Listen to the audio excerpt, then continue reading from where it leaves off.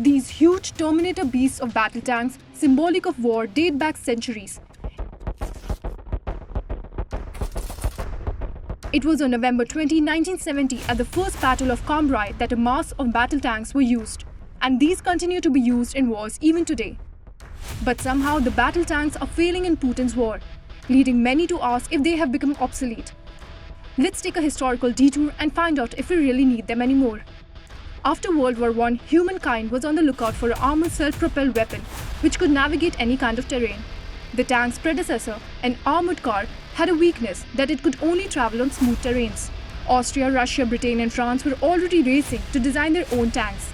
Take a look at how the earliest designs of the tanks developed from this to this.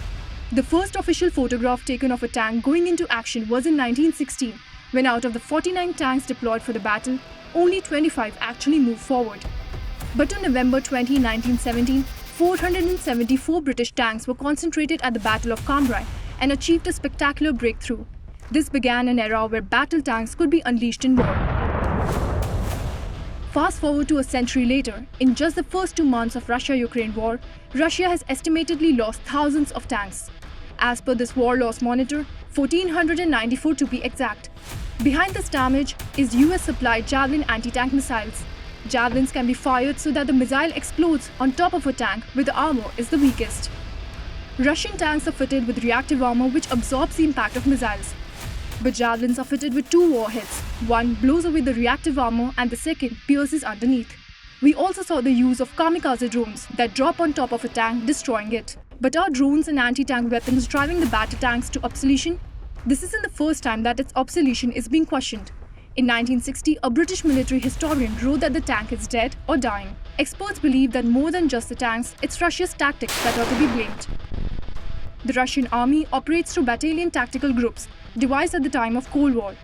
These are self-contained combat units made up of tanks, infantry and artillery. But Russia has reduced its infantry drastically, leaving the armored vehicles vulnerable. Ukraine's urban setting of the war doesn't help either, and what adds to it is that Russia didn't get air supremacy at the start of the conflict. War analysts are blaming the incompetence of Russian troops.